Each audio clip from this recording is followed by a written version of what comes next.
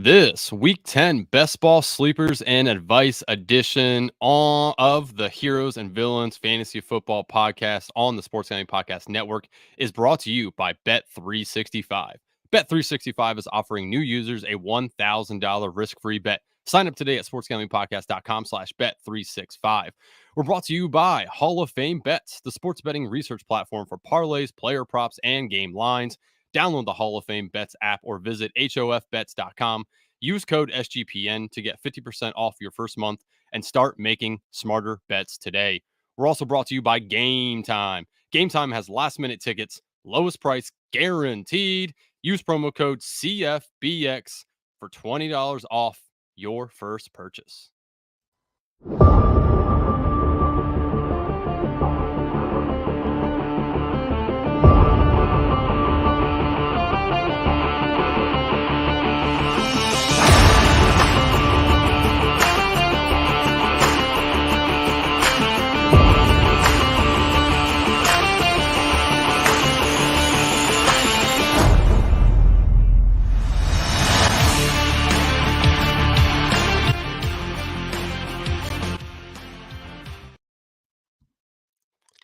D-Gens assemble. Welcome to Heroes and Villains Fantasy Football Podcast. I am your host, Andrew Raub. Joining me today, very special guest, friend of the program, Davis Peng. You may know him from the Fantasy Football Six Pack, better known maybe as Hope's co-host on the Road to 150. Davis, how are we doing today, buddy? Doing pretty good, pretty good. You know, it's a Wednesday, one day before the beginning of week 10. And I'm gonna miss fantasy when it's gone. I'm already counting down that it's gonna be gone soon. Yeah, man, it sucks. We wait all off season and then it gets here. We get excited. The weeks start flowing, and then next thing you know, you're like, damn, it's double digit weeks already. We only got so many more until the fantasy playoffs, till best ball playoffs. It's an exciting time, but yeah, man, it's an emotional roller coaster. You're up and you're down, and it's kind of how these best ball teams have been going this year, at least for me, good and bad. So on today's episode, we're going to be talking a little bit about our best ball best ball mania 4 advance rates, who we hit on, who we missed on, some end of season prayer circles for players that we need to pick it up at the end of the season.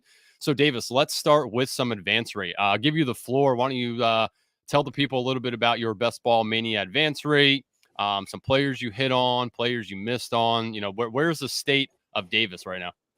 I have to keep that off the record. If my wife finds out, I might be searching for voice. No, I'll be upfront. I'm not doing too hot. I think I'm at like 15% advance rate, but I am teetering. I think we talked a little bit about this. It's my first half was rough, man. You know, Gus Edwards isn't doing much. Najee Harris wasn't doing much. Derek Carr wasn't doing much. You know, a lot of these guys that I was really in on had a rough first half. But on the flip side, they're crushing the second half beginning, and I'm looking really smart. So I do think that I'll probably advance at least at flat 16 to maybe 20%. So it's looking pretty good at some parts. I have I think 2 top 10,000 teams. It looks like on pace for about 5 from what I see based on the scores. But other than that, it's pretty solid. And I am getting killed in one thing, and this is probably the more embarrassing one, is I'm getting crushed in all the high end games like Dalmatian and like Bulldogs and stuff like that. Like I'm all like at 5th place on so many of them. Nice. Yeah, I mean, it is rough. Like I'm currently advancing about 18.7%, 20 out of my 108 teams. Been floating roughly in the 17 to 22 teams advancing pretty much all season long. So I've been pretty steady with it. Definitely hit on a few good guys. Sam Laporta was a tight end I had drafted a lot of. Mark Andrews. You know, it's been helping some of these teams that aren't doing so hot on the like late running backs I've been drafting. Just kind of picking it up with some of these tight ends because I mean, again, as every year we see it, the tight end landscape is just brutal. Like you get Taysom Hill for a few weeks having good games. I'm heavily invested in Chig. That's a miss by me. You know, like there's just some of these players we really needed to kind of step up a little bit and haven't. Who do you think your biggest hit is, and who do you think your biggest miss was? Man, sheesh. Biggest miss. Probably my 50% Michael Thomas. No, no. I would say I think that one weighed pretty well. I joke, but I do always like to bring it up for funds. It is something I'm known for. But I would say probably my biggest miss, if we're talking about player pick to ADP, it's got to be Jerry Judy, right? Like I had like 30% Jerry Judy across the board, maybe like a little bit less than 30 in BBM, but he was like a fourth round guy, right? Started in the sixth, fifth, but got chased up to the fourth on the 3-4 turn with Ramondre, Najee, Keenan Allen, like some, but like Keenan Allen being relatively a really good pick there. So I'm getting crushed on that. When you talk about ADP wise, I would say that's a big miss. But if we're talking about hits, I would say I'm crushing right now a lot of these rando guys. Like I think my Russell Wilson, weirdly enough, is good. He's QB 11 on the season, coming before his bye week. I felt like I was getting him for nothing. I was paying literally nothing for this guy, and he's throwing 2-3 touchdowns a game. I think he's on pace to already break his season projected by like week 12, week 13. So he's been playing well enough fantasy wise. Probably not great overall for everyone that's expected of Russ, but I do think for a guy that could have been anybody's QB3, right? He's doing relatively well. I think that's one of the biggest crushes I have, and I can sit here and point to my 30% Gus Edwards and stuff, but I want to talk about like some of these guys I think that are I think are sneaky good this year. So I want to say like props to Russ. Russ is my number one or quarterback on the year, and I'm just nailing it. And then Cole Kmet would be my second one. I feel like a guy that I got a lot of crap on all season long. He's tight end 5, and his points are huge. He's not just putting up a little bit of points. He's putting up like massive points that he could be your, flex play. Yeah. Yeah. And one thing I wanted to ask you is like on the teams that you're advancing, like, have you noticed any trends on like, are a lot of them 2 QB, 3 QB? Do you got 2 tight ends, 3 tight ends? Like what's the roster constructions that you found have been most successful so far this year for you? So I want to, I think right now for me, the teams that are really doing well, that are advancing, pushing forward, looking good, and I feel like are going to be able to finish are my balanced rosters. I'm a big proponent for the 3-5-7-3 build, which is 3 quarterback, 5 running back, 7 wide receiver, 3 tight ends. I'm a big proponent for it. I do think that like the balanced play was actually a lot stronger than my 2 QB plays, a lot stronger than my 2 tight end plays, unless I was drafting the higher end tight ends, or even like, in hyper fragile RBs, right? I think those get crushed all the time too. I know for a lot of us, we want to point to these late end wide receivers, but outside of Puka Nakua, I can't really think of a late round receiver that's doing well, right? Like Puka, Tank Dell. Tank would be Tank my Dell. second. Yeah. Yeah, Yep. Tank is doing relatively well, but you got to think about how often are we really nailing them, and on team percentage wise, how much we're drafting. We're probably taking them 10 to 16%, and that's a high exposure. Everyone's usually down. So you have 74-80% of like these really goofy guys like Mac Hollins and Van Jefferson, myself, cheated Van Jefferson a ton. Like, so I have like a lot of those guys that did me nothing, and I was adding them as my 7th and my 8th receiver when I Yep. could have Yeah. been adding more RBs. Yeah, yeah, and obviously, with doing so many, I know you and I both have adjusted the way that we draft. At the end, are we taking more running backs? We taking more tight ends? I tried to be balanced with what I tried to do. Like I took a lot of Roshan Johnson, Jerome Ford at the end of drafts for running backs. I took a lot of like I have 13.6% Tank Dell in BBM. Obviously Puka I was on, so that was nice. Again, only 12.7% because unfortunately I'm one of those guys that when I listen to people, I kind of sometimes talk myself out of things I truly believe in. Like I really liked Puka, and a lot of people were like, "There's no way." Like he has Van Jefferson in front of him. Like he's 4th on the team at best, and obviously he's killing it now. So like I need to. That's one thing I learned this year is next year I need to just really go with my own conviction because I would have a lot more Puka right now. But yeah, I was on Tank Dell as well. Love Tank Dell. But yeah, man, like the exposure, I like to going back through my teams and looking at like what my exposures look like, who I hit on, who I missed on. Like I obviously you see here, I have 18.6 Kadarius Toney, big miss, swing and a miss right there. John Dotson, 18.6 as well. That's at least coming on now. Yes. John Dotson's at least having a good season that I thought he could. So hopefully that at the end of the year, he's probably going to be my prayer circle because got a lot of Jahan Dotson.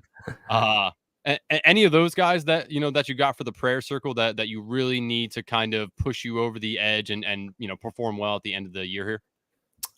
It's for me, it's got to be Jerry Judy. I really need him to turn it around. He's a big part of my exposure right now. People are probably gonna say Najee for me, but I was like, Najee's actually had some. He's like four usable games and four not so usable games, but like that's fine. He's actually still playing, right? Like right now, with how many RBs that have been injured, that's actually having a lot of own value. So I want to say Jerry Judy's my guy that I really need him to bounce back, kind of get up there. Um, DJ Moore, maybe I have like 13% DJ Moore. I was very in on him towards the middle to end of the season. He's doing well though. I can't really hate what he's doing. So I want to I'll just go with that. And and if possible, can Van Jefferson get up there because he's someone I drafted a buttload of and is literally a dead roster spot. He has 22 total fantasy points on the year. 22.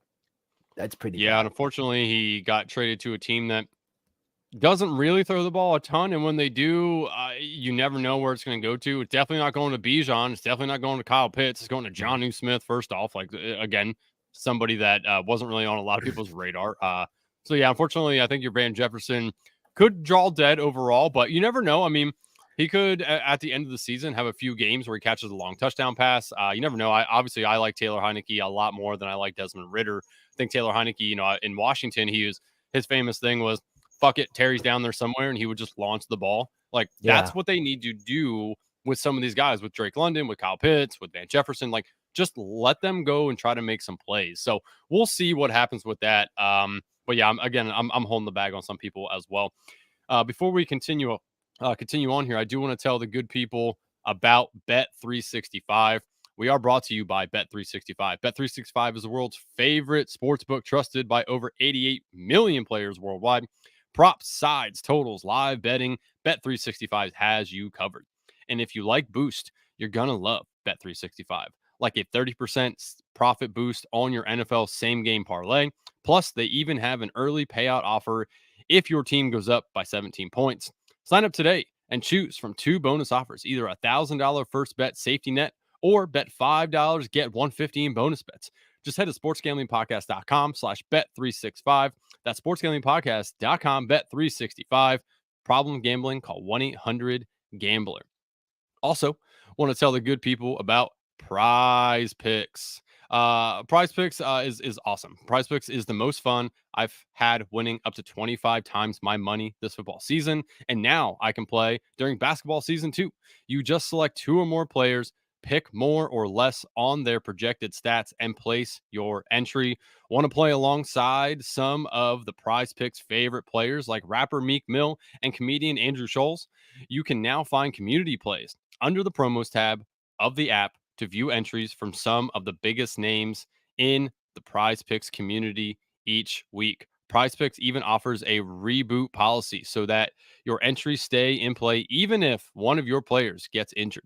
For football and basketball games, if you have a player who exits the game in the first half and does not return in the second, that player is rebooted. Prize Picks is the only daily fantasy sports platform with an injury insurance policy. Prize Picks offers weekly promotions that can lead to your big payouts like Taco Tuesday. Each Tuesday, Prize Picks discounts select player projections up to 25% to provide even more value. I was looking on Prize Picks, and one thing that stood out to me, Davis, that I know that you'll like is they have a Mike Evans current line. I'm taking it higher, is 60.5 receiving yards this week. They play the Tennessee Titans. That secondary can be exposed. So shout out David for Mike Evans here. I know you're a Mike Evans truther. So that is something I will be playing this week. Again, go to prizepicks.com/SGPN and use code SGPN for a first deposit match up to $100. That's prizepicks.com/SGPN. Code SGPN. All right. We are back here, Davis. So I was just kind of like going through some of my, my advance rates here, and I asked you, your roster construction, what's kind of going through, what has been most like successful for you. For me, again, it's been 2QB. I did a lot of 2-6-8-2. That was kind of my bread and butter. 2-5.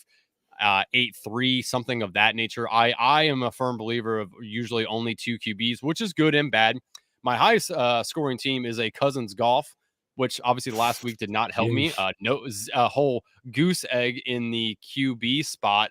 But yeah, I got a lot of just two QB, advance rate here. A couple of three. Here's a Carr, Hal Purdy. I do have a one though. This one's interesting here. This is solely Lamar Jackson at QB. It's advancing. Lamar Jackson has not been very good, considering your boy Gus Edwards is just found some sort of fountain of youth and has been killing it. So again, I have like three teams I think overall with one QB. It was two Mahomes and a one Jackson. So this one was just interesting when I was looking at it. I do have Gus Edwards on here, which does help that Lamar's hasn't been very good, but Gus Edwards has been on fire as of recent as well. So do you believe in any sort of one QB can make it there kind of ordeal, or do you think that that's just so hyper fragile it's not even worth doing? I think it's hyper fragile. Not for round one. I actually think it's probably has a good success rate for round one. If you're drafting like an elite quarterback and your projection is that he crushes, then that's it. Like he crushes, right? I do think you suffer probably in the playoffs. I think that's also the issue they had with three quarterback is how it can kind of suffer in the playoffs because the odds that your third quarterback is just going to magically be helpful is very unlikely. History has shown that, right? Like I was talking to Nobo, which is one of the really sharp winner. He won the bubble, and I think he won like one of the first puppies back in the day too. He was talking about how the third quarterback is like the odds of it actually ever really providing any value is super slim. But I also think that it has to be, aggregate to the capital you're spending, right? If I spend on Patrick Mahomes and then I add, two Davis Mills at the end, yeah, sure. Of course, it's really not going to benefit me. But I do think that people are missing the point when they do like Kirk. Let's say like, who's a couple of guys like Kirk, Derek Carr, like Russ. I feel like that team right now would be so strong in the boat of quarterback or Kirk, Goff, Wilson, right? Or Kirk, Goff, Love. Kirk Goff's Tank Dell, like those things are like, and then when your quarterback one was Kirk in round 10, 11, 12, because he would fall all over the place. I think people should have compensated with two more quarterbacks. There's a lot of guys who did like Kirk, Daniel Jones, and like those teams are dead, just dead in the water right now. Yeah. So, but I do think, like I said, it varies, and I think that's to say that combo is dead doesn't mean others are dead. So I do think two quarterback is probably where it's at in the grand scheme. Maybe just not so good at a certain level of advance rates, but probably is better than 1 in 3 Yeah, this altogether. year it feels weird too because like 2 QB feels good overall, but then you got Aaron Rodgers who's out, Kirk Yep. Cousins who's out, Justin Fields has not played. Like it feels like this year a lot of quarterback injuries and we're having bad quarterback play because there's a lot of backups. Yep. So it's a very interesting year for sure. I wonder how we're going to be able to take the data after the year's over and kind of compile it and look at it and know that like we're probably not going to get that many quarterback injuries next year. But with the current landscape, like I three mean, QB might be a good viable option right now, just because of how many quarterbacks are getting injured. And another one right here, Stafford. Like this one here, I have a Daniel Jones, Matt yeah, Stafford one again. Like it currently advancing, but it won't. not looking Basically, it won't. hot. Yeah, Yeah. and then we're not even counting the fact of like Ryan Tannehill's out, Anthony Richardson's out. There's a lot of guys that are just done. And I think and I talk about like 3 QB. One of the biggest pitches I had was like knowing who's mobile at the end and taking shots on guys like Sam Howell right now is quarterback 6, Yeah. coming Love out Sam of Howell. week 9. So like you could everybody could have Jared Goff, Sam Howell, and Sutton, or sorry, Wilson, right? Like that could be a legitimate combo that costed you nearly nothing and we could be crushing. Dak was a guy that fell apart all the time in a lot of leagues. He would go out to like round 9, 10, So and right now to top it off, like the quarterback ones aren't really separating themselves that much. There are some games where they're crushing, but like Patrick Mahomes is what 6 points away from Tua and 10 points away from Sam Howell. Like that's not what I paid for Patrick Mahomes for. So I think that's something we're going to revisit. There was a regression this year, a huge one. Definitely. Yes. Yeah, most certainly. It is definitely interesting for sure. So we'll see how it all shakes out here. let's talk a little bit about Week 10.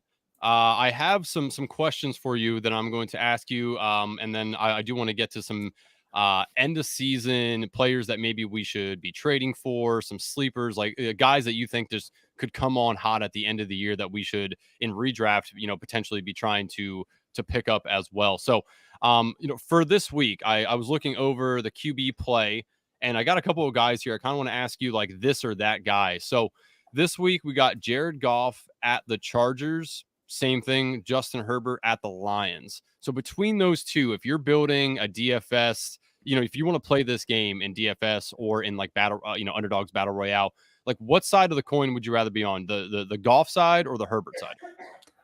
Man, I was actually thinking about that game earlier today, and I was asking our friends. I was like, "How do we feel about Justin Herbert?" Because remember, Justin Herbert was not a guy last year that people wanted to have on their team, and he's in the same exact situation where he doesn't have Mike Williams, where he doesn't have Josh Palmer. He doesn't have a tight end that he can count on because they get injured. He only has Austin Eckler and Keenan Allen, right? I call me crazy, even though with David Montgomery possibly coming back, I think I'm taking Goff. I feel like Goff is going to have to play to throw more, and he has Laporta, he has Amon, he has a deep shot every week with Jameson Williams and Josh Reynolds and these other guys. I think I want Jared Goff, and he probably costs you nothing in DFS. Yeah, I mean, I've done a couple of battle royales, and yeah, I mean, you can get them a little later. You don't really have to be like, some of the guys going off. Prescott, Burrow, like some of those guys are going off earlier than Goff, Lamar Jackson as well. So let's. I'm very interested to know because Lamar Jackson not doing very great. Doesn't have any touchdowns over 20 yards, passing touchdowns over 20 yards this year. Like, just they've kept it very close to the vest. But Mark Andrews seems to be a Browns killer. Like this dude can score touchdowns against the Browns. So do you think history repeats itself and we can fall into a Lamar Jackson, Mark Andrews stack this week against Cleveland? Or do you think that it's better to kind of go, off the board a little bit and maybe take like Joe Burrow, Sam Howell, like one of those guys?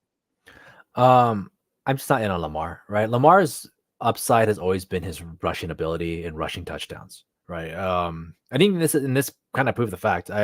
All year long, all summer long, I heard, oh man, Todd Monken or whatever is gonna like unleash Lamar, and I was like, Guilty.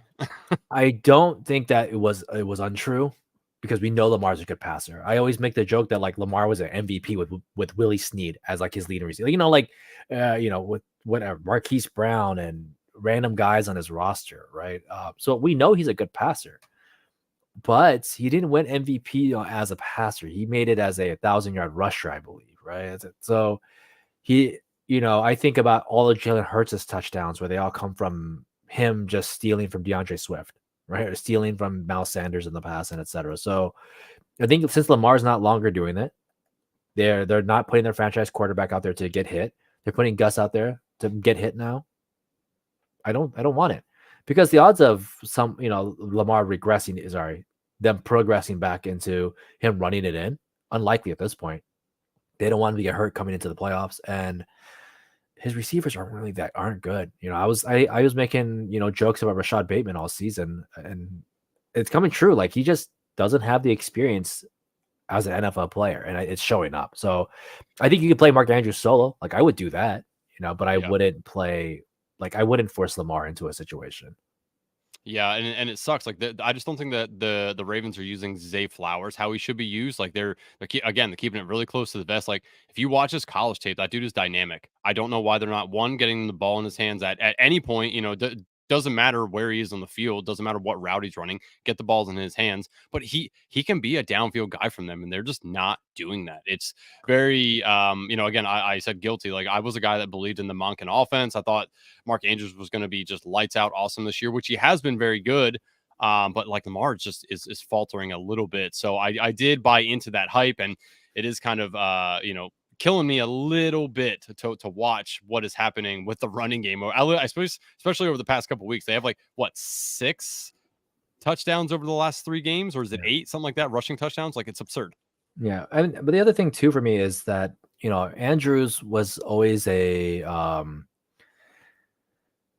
like a product of being the only guy left on the field, we talk about a team that always loses its players. They lose their cornerbacks over in the Ravens. They lost the running backs. They lost every receiver at some points. Like Andrews was one of the few guys, although he would be hurt some seasons, but he was one of the few guys that was still on the field. He's not getting those 12 targets, 10 targets a game constantly. He's getting like 8 some games, a couple of 5s. Look at his stat right now from week 2 to week 9. He has about 5 games where he's getting 6 or less targets. I don't know how any positional one where you get 6 touches and you're the one in your position. Never happened. I do think that we believed in Zay, we believed in Rashad, we believed in Odell, we believed in J.K. Dobbins. So when we believe in all those guys, somebody has to get it. Someone gets negatively impacted, and that was Andrews. That was, to me, I felt like that was kind of a given. But people said, well, that just scales. Like everybody will get a 1,000-yard season. I'm like, okay, never mind. Like, so yeah, it's been unfortunate, but we will see. I do want to ask you about some running back and wide receivers, but before we do that, Davis, I don't know if you ever heard about this sweet Game Time. Game Time. It's a place where you can go get tickets stress free.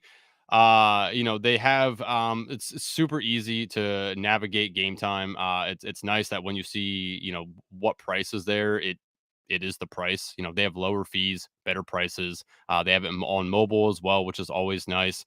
They have a Game Time guarantee. It says, we've got your back. When you buy on Game Time, your tickets will be on time and authentic, guaranteed. With killer deals on last minute tickets and their best price guarantee, you can stop stressing over the tickets and start getting hyped for the fun you will be having. Game Time is the fast and easy way to buy tickets for all the sports, music, comedy, and theater near you.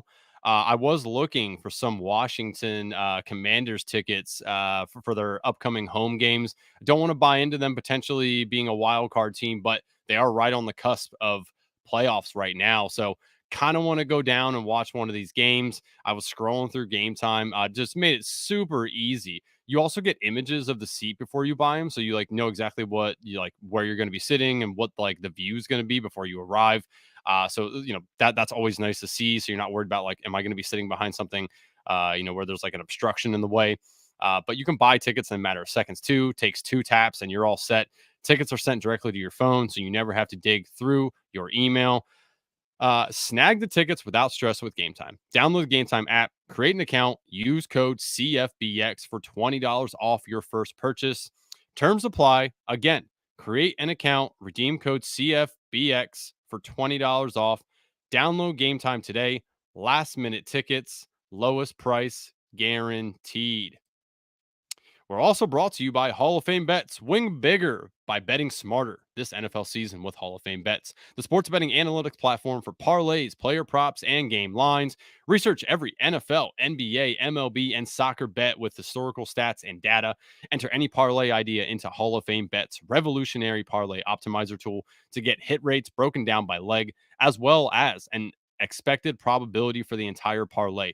Sort all players by hit rate for any bet to learn which players are hot and which players have value. Stop betting in the dark and join over 30,000 users researching with Hall of Fame Bets to craft more intelligent, data-driven parlays. Download the Hall of Fame Bets app or visit hofbets.com. Use code SGPN to get 50% off your first month today. Start researching, start winning with Hall of Fame Bets.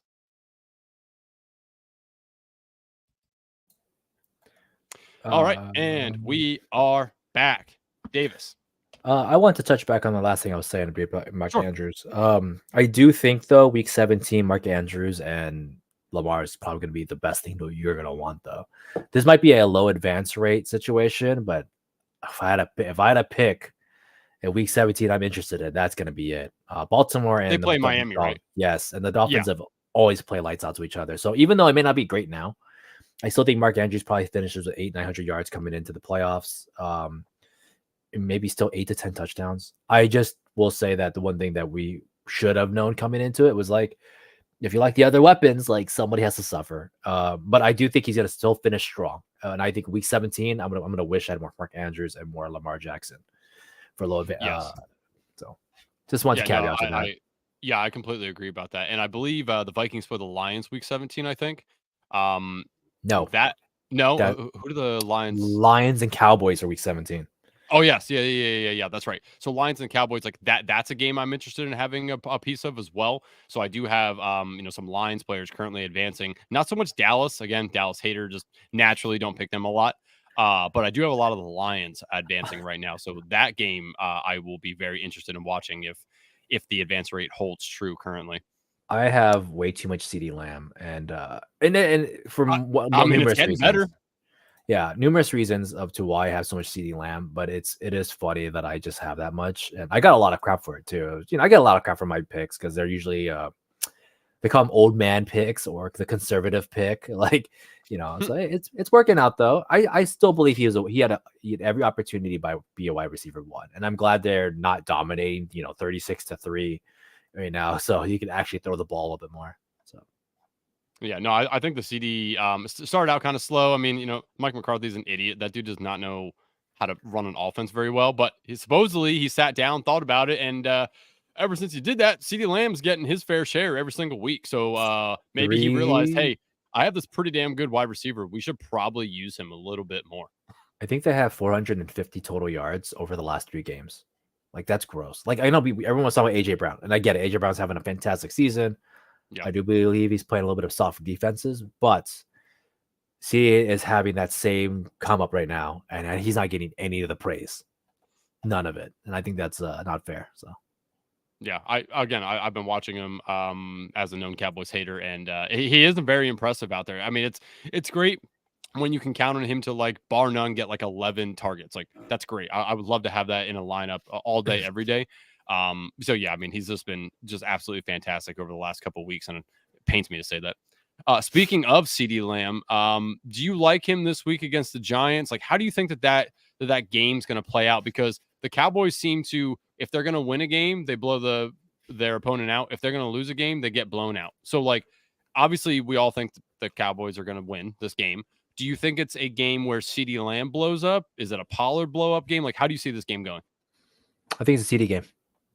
The Giants defense, like as bad as that team is, that defense is relatively good overall for us. For them, being on offense 4 minutes of a 60-minute game, like I'm pretty proud of them for holding up as long as they have.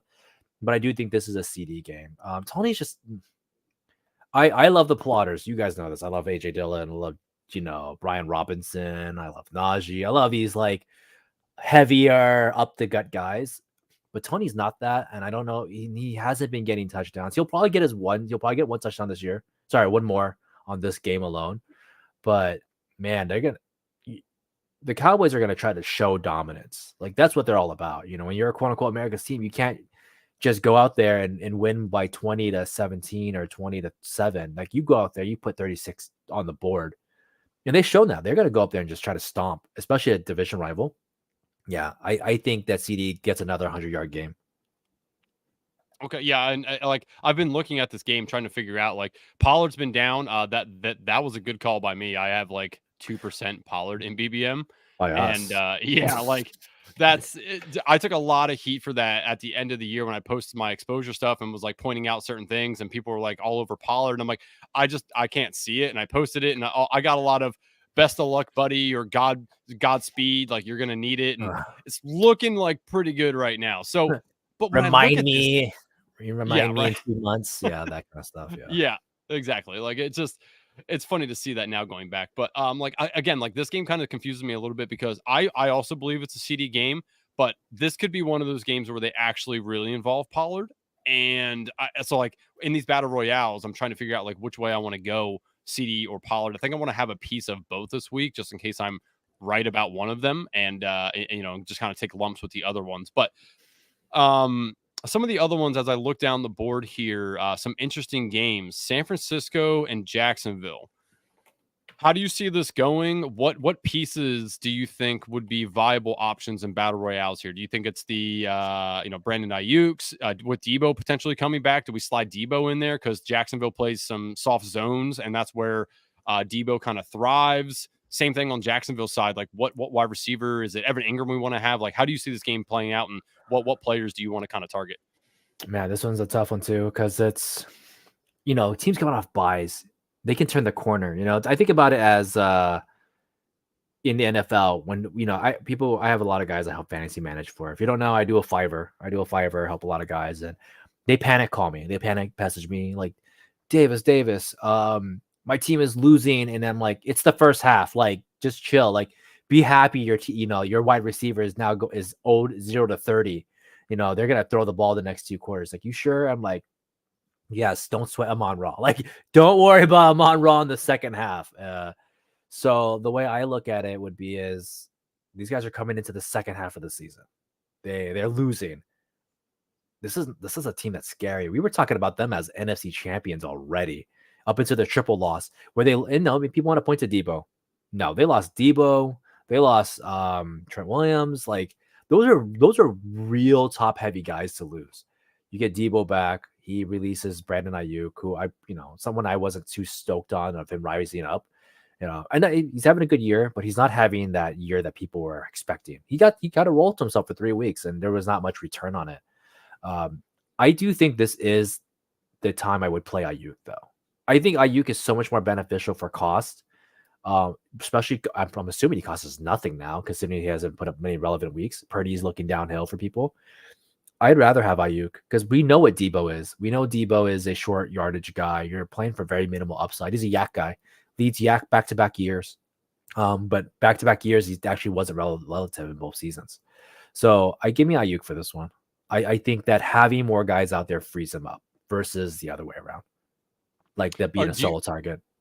Yeah, no, and I don't disagree with you at all on that. On the other side, like on Jacksonville, is there any player that you want to play against San Francisco? I mean, we look at San Francisco's defense and thinks it's like this like elite defense, but they can get the ball passed on them. I mean, we saw what happened when the Vikings played them. Like, it was just amazing to me to watch Kirk Cousins just expose them as he did. So is there anybody like, I think Trevor Lawrence can do the same. So is there anybody Kirk, Ridley, it's got to be Evan Christian Ingram? Kirk.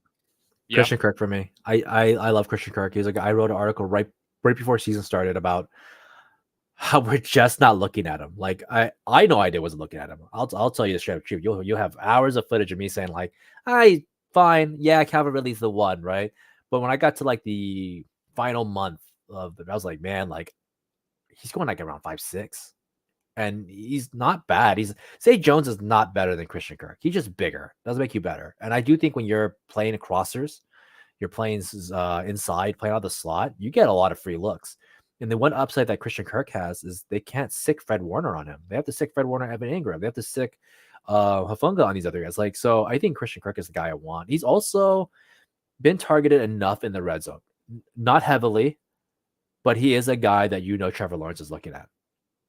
So I would say, yeah, even though Trevor Lawrence only has 10 touchdowns on the season, if I had to guess which receiver is getting it, I would probably be the one that's not being covered by the cornerback one over at 49er land, which he's been crushing it. So I think give me Christian Kirk.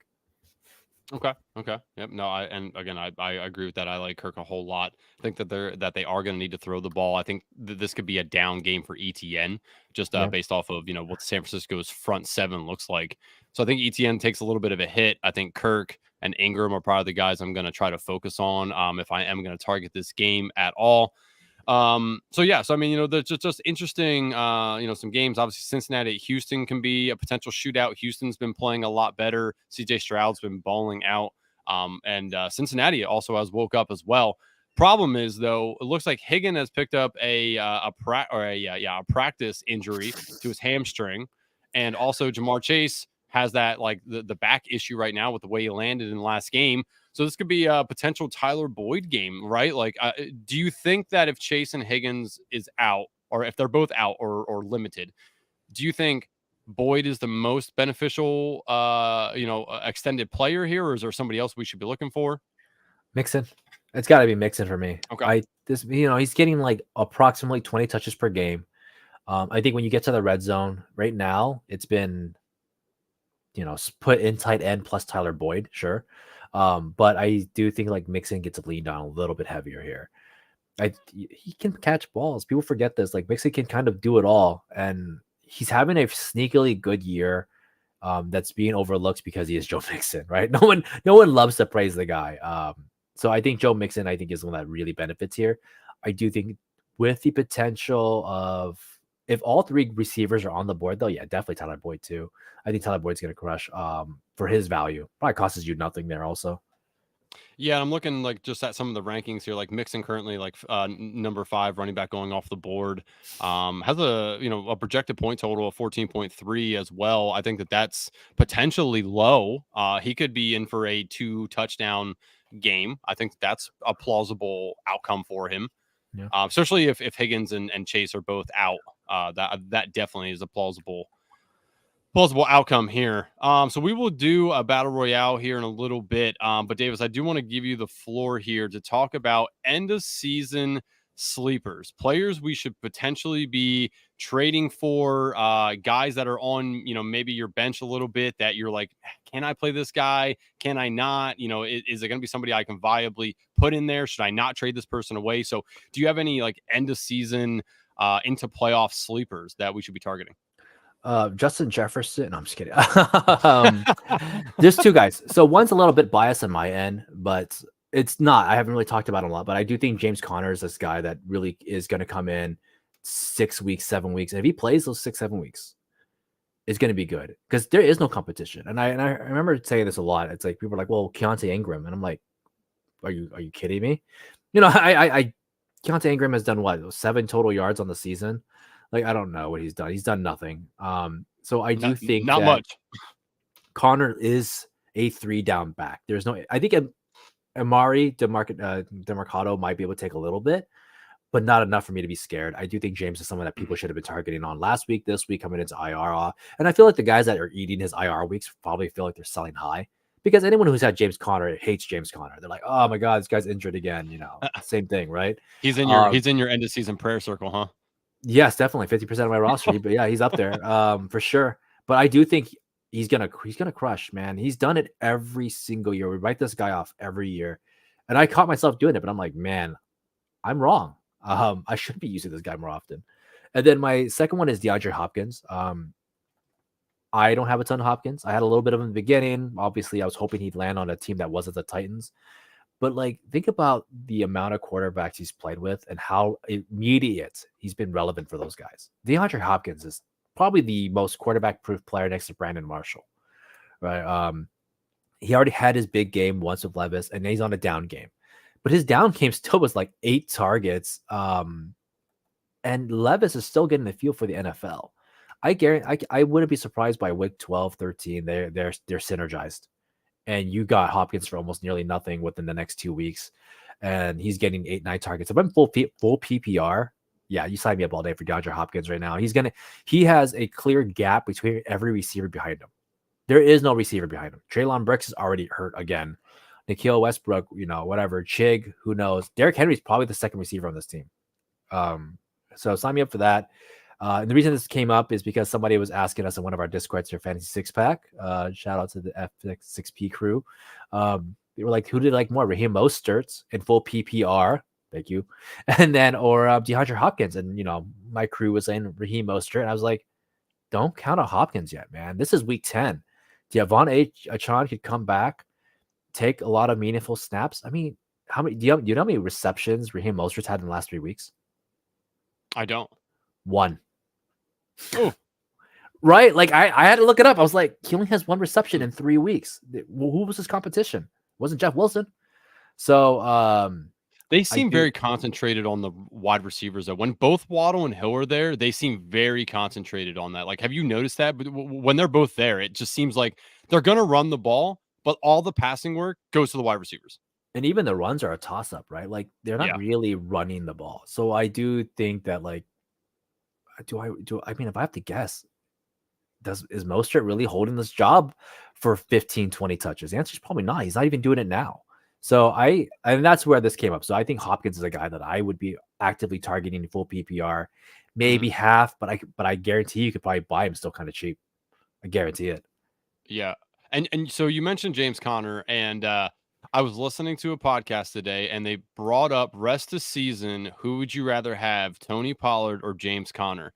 It was funny because like immediately I'm like, oh man, they're gonna say Tony Pollard, right? And like the 2 guys on the podcast were kind of like, and they kind of started talking it out, and they landed on, I guess, Pollard because of the offense. They're like, but that's really close, right? James Conner's gonna have a lot of work, and it's funny, and I immediately thought of you and James Conner. It's like if that's a true question and conundrum for people, like that tells you does that tell you more about James Conner, or does that tell you less about Tony Pollard, right? Like it should easily be Tony Pollard if you look at beginning of year stats, right? Like Yeah. what we thought projection wise that they were going to do, but it was just funny to hear them kind of him and haw about James Conner versus Tony Pollard. I mean, James Conner is not even like playing right now at all, and he still has about 400 rushing yards. There are guys who don't have 400 rushing yards, and he's been out for at least 4 or 5 weeks, and he got hurt in the middle of a game and just never came back. So this guy, he's actually really been putting up 2 touchdowns, at least running. I think 1 receiving. I could be off, but like he hasn't been a joke this year. And I know for some people they feel like he is, but I'm gonna say right now that he's trending upwards when some person is trending downwards, because you can't say what if with Tony. We already know what we got. We got a guy that's not getting goal line. And at the end of the day, goal line matters. Ask Gus Edwards, right? Yes, it Gus does. Edwards not doing a ton, but he gets goal line, we win. Like we're eating. So I think that's where I sit on him. And I'll top it off, like one little stat line I was gonna say for Connor is like, when he was getting that to touches, he got like 5 targets in a game once, but they haven't had a quarterback really since. But him and Kyler, that's exactly what you want. You want Kyler out there with James Conner, because that's the best version of Connor you're gonna get, and that's where we're at right now. Yeah, it's so weird to me that they want to bring back Kyler, because they're dead in Agreed. the water as a team. You're going to bring back your potentially good, franchise quarterback, right? Like he's supposed to be their franchise quarterback. You're going to bring him hurt on a dying team in a dying year to potentially get hurt again. I mean, are you trying to mess up your draft spot? Like I don't understand what they're trying to do here with Kyler. I agree fantasy wise, bringing him back helps the team a lot, but for football purposes, to me, it makes no sense. You're going to get him hurt again potentially for no good reason. Like, do you have any heads or tails of what they're doing with Kyler Murray? I have no idea. I've been saying that from the beginning. I think it's a showcase games. I do think it's a little early for a showcase game, because you are going to try to make a trade. I do think he's if he showcases well for 2 or 3 games, you're getting a first round pick for him, right? Like you're most likely getting a first round pick or a second and some other stuff, or the ability to trade up to the 1 overall, right? There are teams that could use him. I think a team in my mind as a front runner would be the Falcons. Yeah, immediately that's what I thought of when you said that. Yeah. Yep. Falcons. I guess the Jets if they can find a way out of A-Rod, but I feel like the Falcons are just that piece away. So I think they're going to try to convince teams that they have a guy here.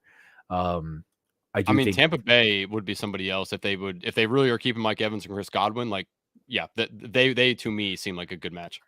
I'll admit I'm not a Baker Mayfield guy. I probably, once again, you can find hundreds of hours of footage of me crapping on him. But I'll give it to him, man. He's doing really good. I don't know if he gets kicked out. I think that defense has let that team down hard. They've been not good this year. Yeah. And you got to think about how Baker Mayfield has come into this first season on this team, and what he's doing is impressive. Actually, I have to give him credit there. But I do think Kyler has a shot at like a good amount of teams this year. He can even be a Titan for all we know. If they are still randomly rebuilding. So I do think this is I think it's too early to showcase, but I think this is what it is. They're going to showcase him. Yeah, it's the only thing that makes sense to me as well, is like they're going to try to trade him. But again, like if you put him out there and he gets hurt, you ain't trading him for nothing. So best of luck to you out there, Cardinals.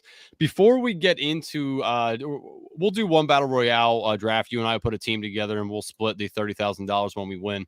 But we'll do that. But before we do that, I just want to ask you, like, give us a few players that you think that we should be trading away or staying away from, at the end of the season here. Okay.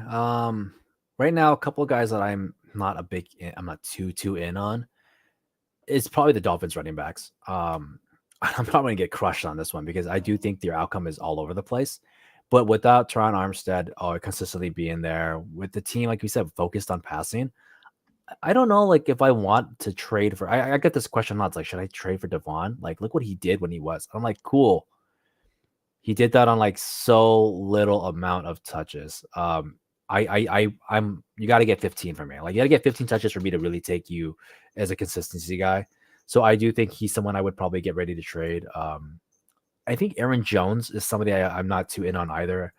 I think he's someone that you could trade. He's always been 1 foot in of being injured, 1 foot in, 1 foot out every year. And I know that says a lot for someone that takes James Conner, but the difference is Aaron Jones is actually like inherently sought out for people. Like, oh look, he's finally back. He's great. Like people love Aaron Jones, but he had a good game, and that last touchdown is what really put him over that good game. Other than that, he would have been a mediocre game. I think you can sell for him to get some good stuff. Um, I think there are people right now who I think Rachaad White's getting a lot of love right now, so I don't think you could have traded for him right now. But I think originally you could have easily got Rachaad White and a friend. So I think Aaron Jones is someone I would probably trade because that's just a bad team. They can't rely on this guy to do that. And once December rolls around, AJ Dillon, man, his thighs get hard and he's gonna be tough as steel. AJ's December, I guarantee, is coming around the corner. Yep. What about I'll ask you a last question here. Two guys, same team, Jordan Addison, TJ Hawkinson. First, would you trade either of those guys with Josh Dobbs now at the helm? Or if you aren't trading them, would you at least trade one of them, and which one would it be?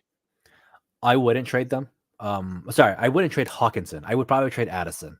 Okay. I think what Hawkinson is doing is too good. He runs different routes. He's a different type of guy, big body player, veteran. And to top it off, Dobbs used his tight end, right? We saw Trey McBride have good games. We saw Ertz have good games. And Hawkinson's better than both those guys. And it's not relatively close. Even his first game with not knowing the plays, Hawkinson was on, 80-something yards. So he could have had about 100 plus if some drops didn't occur or some miscues. Hawkinson's the second best receiver on this team in my book. I know Addison is looking great, but he'll be better probably by next year. But I think Hawkinson's the guy I would keep. I think Addison's someone I wouldn't keep, especially with the news that we got. That's obviously JJ's coming back, so you get red zone looks great. But I say Hawkinson's the guy you want, especially in full PPR half. And tight ends are just harder to find, man. Finding a stud tight end is not easy. And I think Hawkinson was the guy I was targeting a ton of.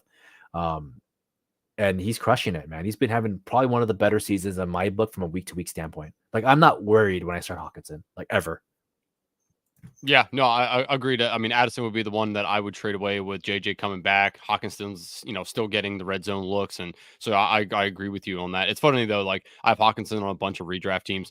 Every week after I look, there's always a questionable tag beside this. Like he's just every time he comes off the field, they're like, "Yep, questionable for a little bit," and then he's fine. It just always makes me laugh when I see it. I mean, like I look at Hawkinson's numbers, he only has one game under 8 targets. One game. The man has 80 targets. He's the elite target share. Yeah. It's unbelievable. So, and here's the thing. It didn't change when Dobbs came. Like he got 12. It went up. Like, so I think quarterbacks have a trend of certain routes they enjoy to throw to, right? Like, let's be real. Like Jimmy G loves to throw it 2 yards out, and everybody else likes to throw it further down the field, right? But so I do think that Dobbs loves the tight end routes. He loves the big bodied guys. We've seen this in the players before. So I would, and again, the tight end is not easy. Everybody knows this.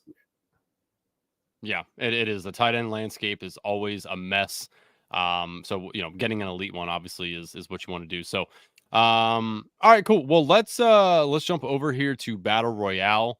Let's get one going here, and we'll put a team together. Hopefully, take it down, and I'll be. I guess I won't Venmo you $15,000. The IRS will see that. I'll get it in cash, and I'll fly it out to you. Yeah, of course. I like mine in non-sequential bills. Apparently, that's what you're supposed to say. Done. To say? Yeah, $2 bills, is that fine? Yeah, that's fine. $2 bills are lucky, as I'm told. I'll double lucky. I don't know. I work at a bank, so I see $2 bills come through a lot, it's just always funny to me to see a $2 bill. It is weird when you think about it. Mm-hmm.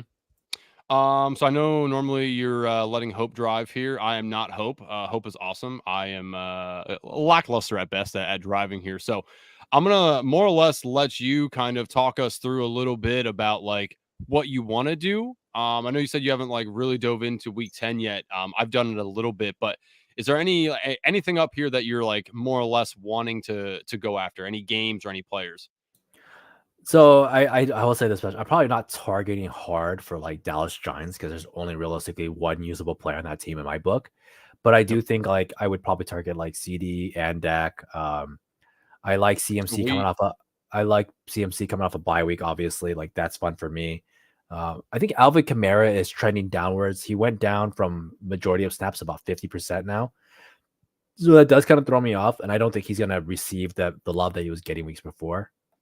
So everyone here on the front page kind of I'm not really into because even with like Eckler, like so I guess after CMC might be Eckler. It's like Eckler is like that guy because we're there's no weapons on yeah, this team.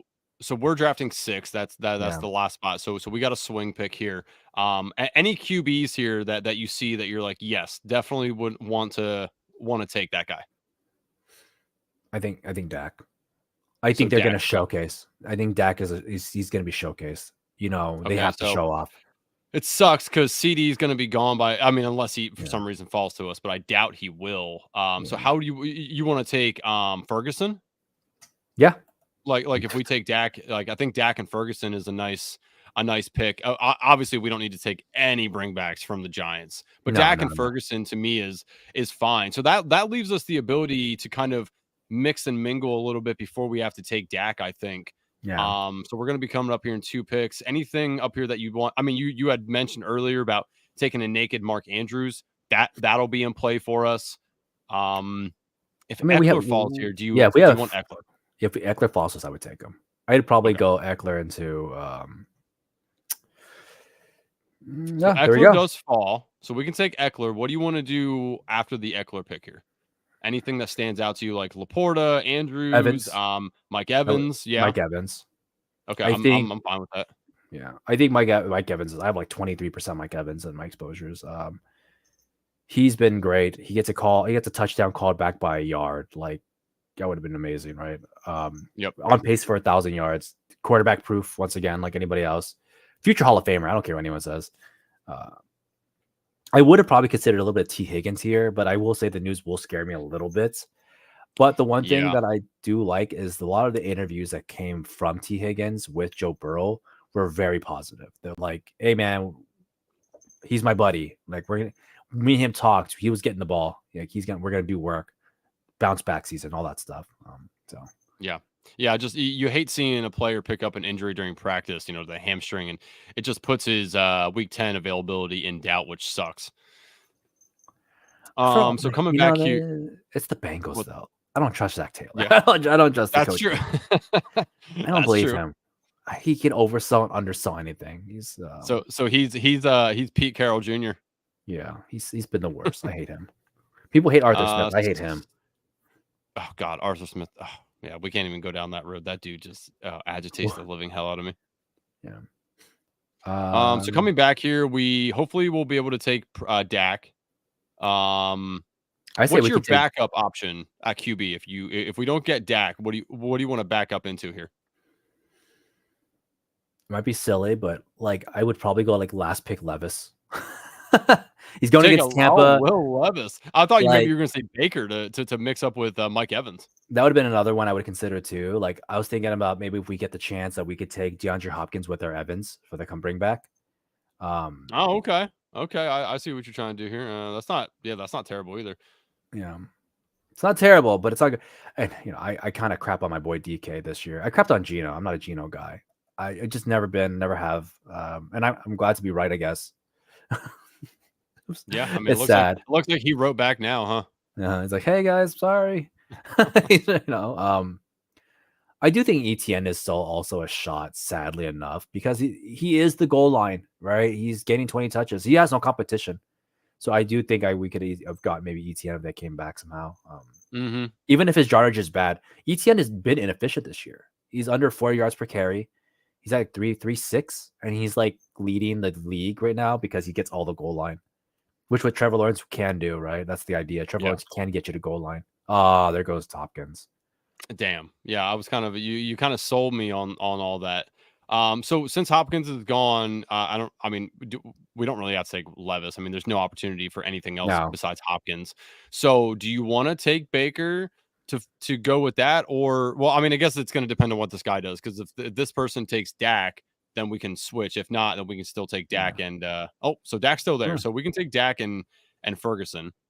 Yeah, we could do Dak. I think we can do Dak and then grab like Ayuk and then grab Ferguson on the way back.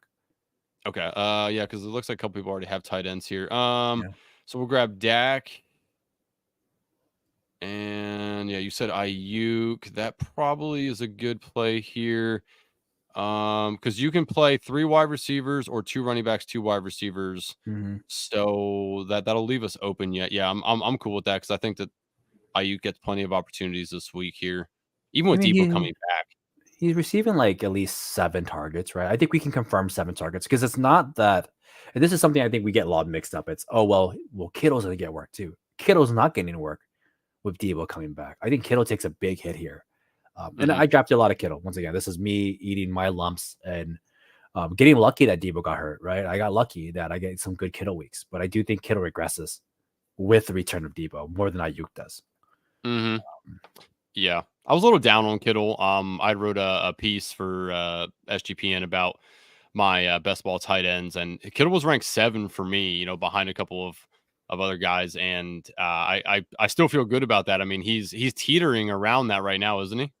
Yeah, he's his spike weeks are like elite though. His spike weeks have Hmm. been just too good, and I think that's why people buy Kittle is because in the fantasy playoffs, if you get best ball playoffs, you get a Kittle week, you're likely advancing. Like it's almost a guaranteed advancement. And but I do think from a week to week standpoint and health concerns that the man is not where he should have been.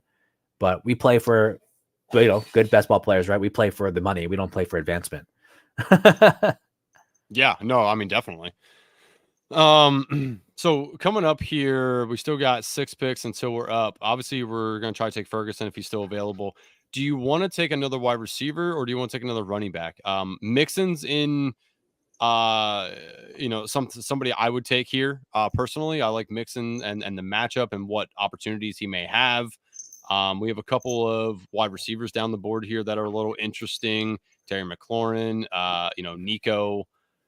I- Um, I'm okay with Joe. I think Joe Mixon's like a fine play. I don't know if he's gonna be the winning week guy, but I do think he's a guy that has like there's no miss on him, right? I don't. What's his yeah. worst game is what 14, and I think those sometimes get you through. So I also think Derrick Henry's very undervalued right now. He's been crushing really well too.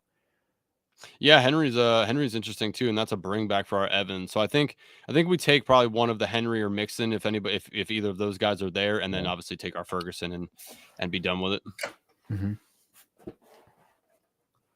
I'll tell you what, man. Yeah, a few weeks ago when I did place 26th in the battle royale, there is nothing like sweating out the late games in a battle royale state when you only have a couple players and you have all these other teams charging behind you with all these points being scored, and it was an exhilarating threat. My wife is like not into gambling, not into like watching any of this stuff, but when I told her like what was on the line, she got real interested, and it was just so funny to watch her like a football enthusiast, but not so much into like best ball and like fantasy so much. Even though she did win my home league 2 years in a row. So Mixon and Henry went, by the way. That's Shit. funny. Okay. So we could take Ferguson. We'll know that. But then what do we want to do on this other pick here? We got Deontay Johnson. Tyler Lockett, maybe, or yeah, I would consider it. Maybe Amari Cooper. I know it's a little Lockett random. is there. Amari Cooper is there as well. Let me take Ferguson here real quick. Kind of sucks to leave a Hawkinson on board though, but I do think that Ferguson gets more I mean, touchdown we can upside. double tight end it if you want. I mean, that No, I have no, no problem with that. no. Let's scroll down a little bit. Let's see some wide receivers. Here, so some of these wide receivers here we have. So there's Lockett there, I maybe Christian Kirk's there, Dotson. I mean, maybe there's a couple of Dotson. good guys here. I think maybe Dotson, Dotson. yeah, I Yeah, mean he's getting a lot of play. I'm fine with that. he's riding 2 weeks hot right now. I think you He just is. ride the wave. There's a lot of guys at this point. This is fun because I think this is one of the better final rounds I've ever seen. Like Justin Jefferson's down here, man. I would have normally said Cooper probably, but I think Baltimore has been playing lights out. I don't know if it's Yes. going to affect Cooper though. Like his Cooper has been, shout out to Cooper. He's having a good season again and got underplayed a little bit. He was a guy that was originally round 3, then slipped to mid round 4s. So he's Hmm. a guy that I should have drafted over Jerry Shooty.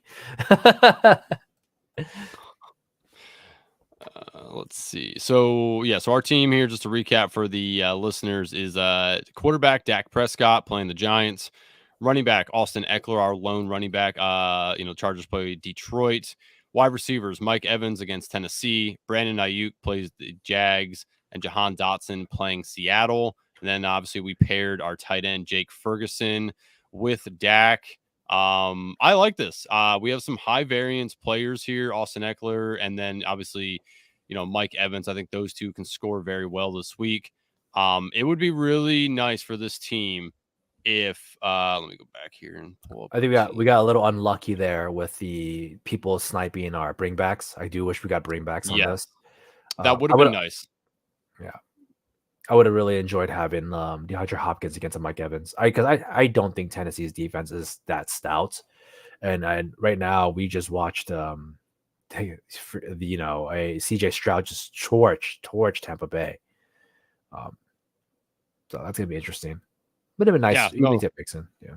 Yeah, I think for this team to really do well, we need we definitely need Ferguson to get a touchdown. 2 touchdowns on this team would be very electric. I think like that would really help this team a ton with the tight end and the QB double points there. So we'll see how this plays out. But yeah, man, whatever we win, the 30,000. I will be contacting you and finding an alias to send that money to. I mean, luck's on our side right now. I mean, Jake Ferguson has back-to-back TDs, numerous yardage, and the one thing I will say is like the Cowboys don't play to barely win. They really do come out there and just really stomp people down. And I know CD hasn't really gotten the total yardage out of that, but even in games where he only has 4 receptions, like for those 4 receptions were like 77 yards or like 60, like they're not bad, just not round 1 worthy at the time. So I have faith in it. I think they're going to come out. People are. I mean, look what happened with Josh Jacobs when he just did to the Giants, right? They come out here to just stomp players now. Yeah, sportsmanship is out. Yes, it is. All right. Well, Davis, I greatly appreciate you joining us. It's been fun. I appreciate you getting into Battle Royale here with me. Before we go, why don't you tell everybody where they can find you on social, what work you've been doing? Do you have anything coming out for Fantasy Six Pack? Floor is yours. Yeah, man. Thank you. So right now I'm still writing for Fantasy Six Pack, but as of this moment, I'm on hiatus because I'm just moving. I'm moving homes. But you can catch me on the Fantasy Six Packs podcast called the Fantasy Edge. We do a show every Monday, which releases, I believe, on Tuesdays. It's me, Richard, and Dennis. Pretty entertaining. It's 3 different type of guys. We have a good time doing a podcast on there. Couple hundred listeners, as I've apparently is what I've been told, and it's been fun. So I do that every week with them. And then as for Fantasy Six Best Ball, I'm currently not doing too much besides guest appearances here and there, obviously. You guys. And then, yeah, that'll be it. I'll be doing another one, I think, with our boy Pat soon from the Pound. So catch me on that when I go on there too. Nice. Yes. Awesome. Yes. For anybody who didn't watch Draft Day, Davis also joined us for that. So he's a fellow Draft Day aficionado. Catch him next year on Draft Day 4 as well. Davis, again, we appreciate you coming on. Everybody, thank you so much. Good luck and let it ride.